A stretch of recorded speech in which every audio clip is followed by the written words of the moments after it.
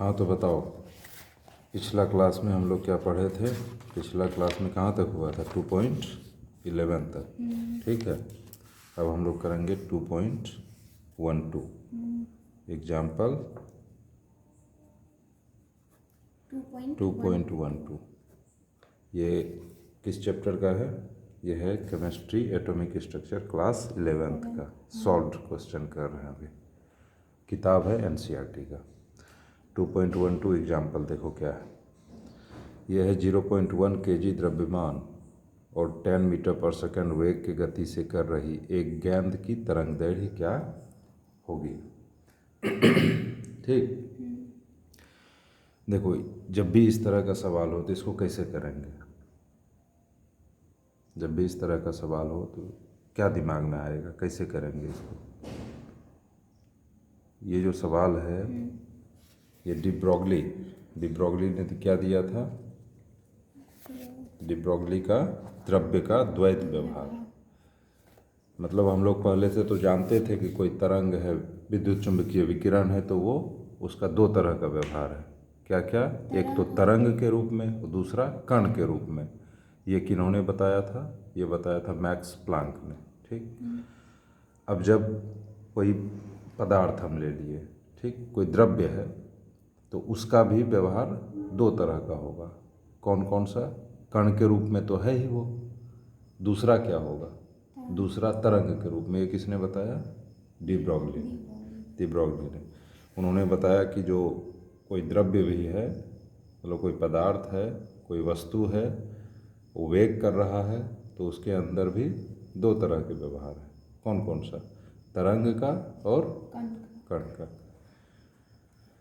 तो de Broglie equation क्या है? Lambda equals to h by m v equals to h by p. ठीक। ये है डी ब्रोगली इक्वेशन।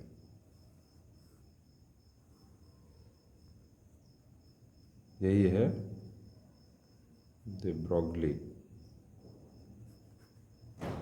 का समीकरण। ठीक। तो इस समीकरण का यूज करेंगे, सवाल बन जाएगा। इस सवाल में देखो क्या दिया हुआ है। दिया हुआ है m मास दिया हुआ है कितना? 0.1 kg। उसके बाद इसका वेलोसिटी दे रखा है 10 मीटर पर सेकेंड। तो पूछ रहा है लेमडा। यही इक्वेशन लगाएंगे, lambda equals to h by m v. इसको सॉल्व करो तो 6.626 multiply by 10⁻⁻34 joule per second होता है ना? जूल सेकेंड होता है। Joule second. ठीक। और ये हो जाएगा मास क्या? 0.1 किलोग्राम। वेलोसिटी हो जाएगा 10 मीटर पर सेकेंड। ठीक। जूल को हम क्या लिख सकते हैं? जूल को लिख सकते हैं किलोग्राम मीटर स्क्वायर पर सेकेंड स्क्वायर। ठीक। ये पर सेकेंड, ये पर सेकेंड खत्म। यहाँ क्या बचा? पर सेकेंड। ये सेकेंड पर सेकेंड कैंसिल। मीटर, एक मीटर कैंसिल। Kilogram cancel. ऐसे भी देखो, लेमडा का यूनिट क्या होता है? मीटर। यहाँ देखो मीटर बचा, बाकी सब कुछ कैंसिल आउट हो गया। इसको जब हम सॉल्व करेंगे, इसको सॉल्व करो 6.626 और डिवाइड बाय हो जाएगा,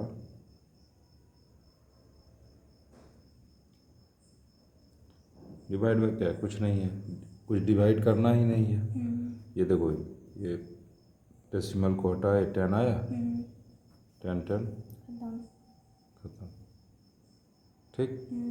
सब खत्म हो गया। सीधा बचा यहाँ पर क्या? 6.626 मल्टीप्लाई बाय 10⁻⁻34 मीटर। यही हो गया आंसर। लेमडा निकल गया। ठीक। नेक्स्ट क्वेश्चन देखो क्या है। नेक्स्ट क्वेश्चन करते हैं।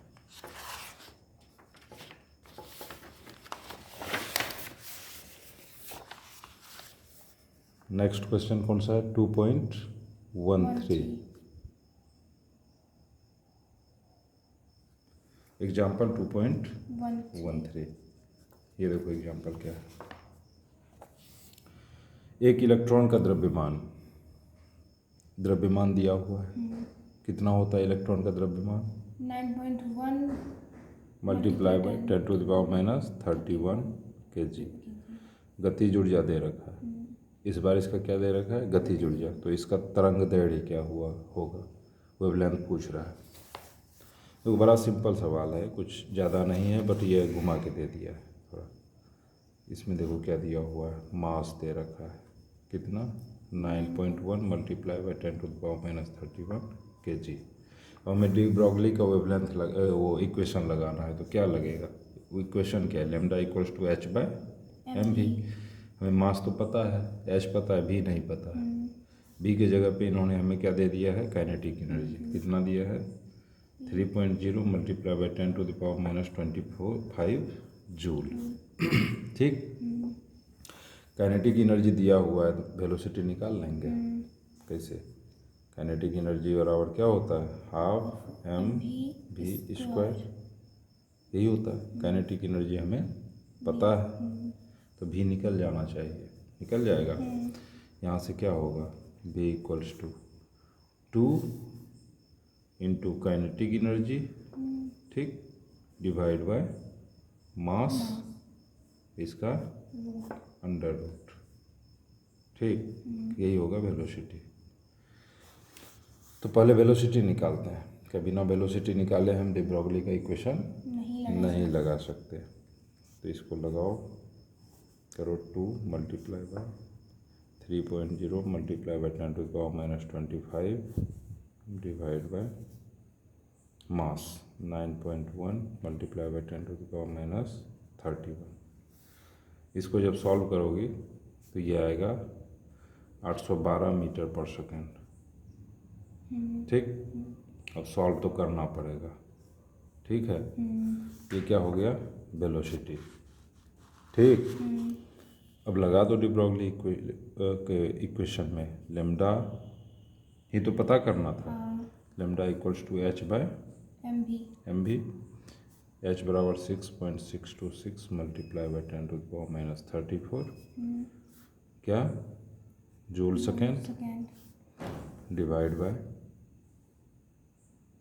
मास 9.1 मल्टीप्लाई बाय 10⁻31 किलोग्राम। ठीक। और वेलोसिटी हो गया 812 मीटर पर सेकेंड। तो ये हो जाएगा। इसको फिर वही सॉल्व करना पड़ेगा। सॉल्व तो देखो करना पड़ेगा। 6.626 डिवाइड बाय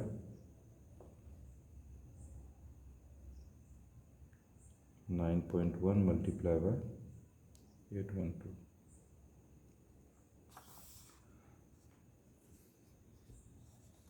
यह आ जाएगा 0.000896। ठीक। और ये देखो, ये कैंसिल आउट होगा। कितना बचेगा यहाँ? 10⁻³ मल्टीप्लाई बाय 10⁻³ क्या?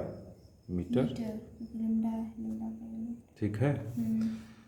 अब इसको करो, दशमलव को इधर लाओ। 1 2 3 4 5 6 अंक ले आओ। ये हो जाएगा 896 मल्टीप्लाई बाय 6 अंक इधर करोगे तो ये क्या हो जाएगा? 10⁻9 मीटर होगा। अब इसको हम 10⁻9 को हटाएंगे तो क्या आ जाएगा? नैनोमीटर बन जाएगा। ये 896 नैनोमीटर। ये हो गया लेम्डा, और यही आंसर है। ठीक। अब चलो नेक्स्ट क्वेश्चन करते हैं, थोड़ा फास्ट करते हुए। एग्जाम्पल है कितना? 2.14। ठीक है।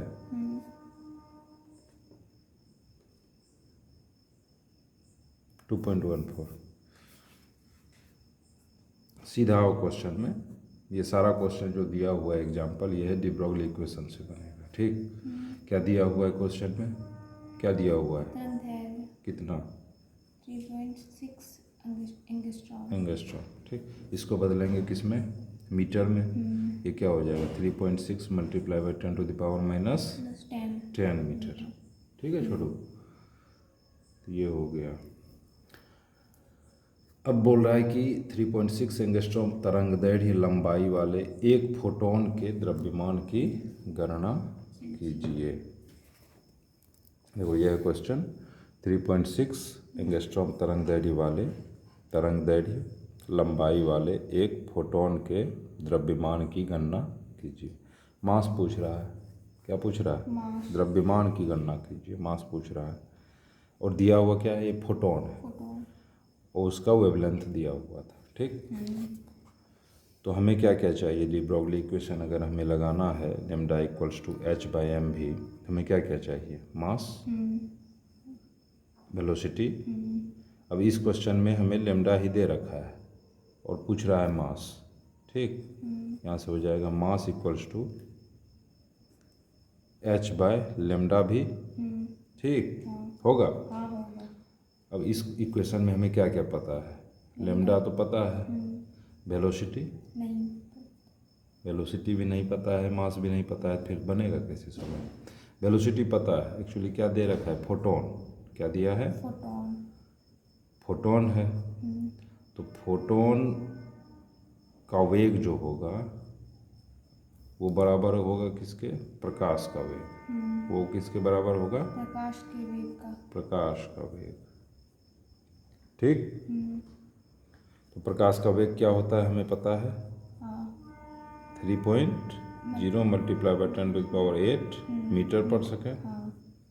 ठीक, तो यही वैल्यू यहाँ पुट करेंगे तो यहाँ से हो जाएगा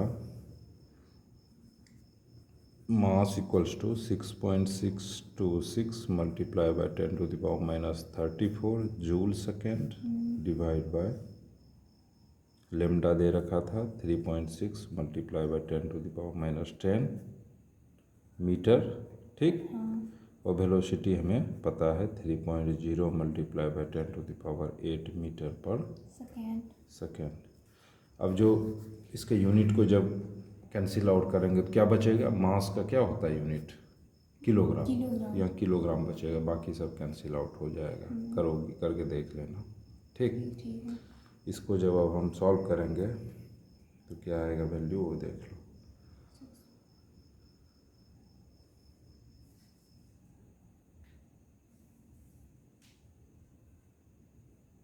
6.626 डिवाइड बाय, इसका वैल्यू हो जाएगा 0.6135 मल्टीप्लाई बाय, ये देखो इसको कैंसिल आउट करो, ये कितना बचेगा 10 टू द पावर माइनस 24। ये 8 ऊपर जाएगा तो माइनस होगा, तो ये हो जाएगा 10 टू द पावर माइनस 32। ठीक, क्या, किलोग्राम। अब इसको अगर करते हैं तो क्या होगा, 6.135 multiply by 10 to the power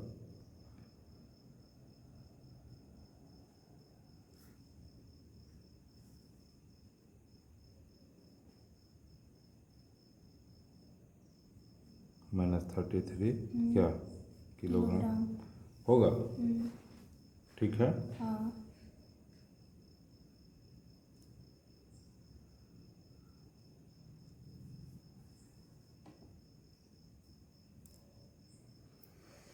ये 10 कैंसिल आउट हुआ, 24 बचा। ठीक, ये ऊपर गया 8 तो माइनस होगा 8 तो 32 हुआ। हाँ ठीक है, यही होगा आंसर। ठीक, ये हो गया मास बराबर, हमें मास पता करना था तो मास का वैल्यू है। ठीक,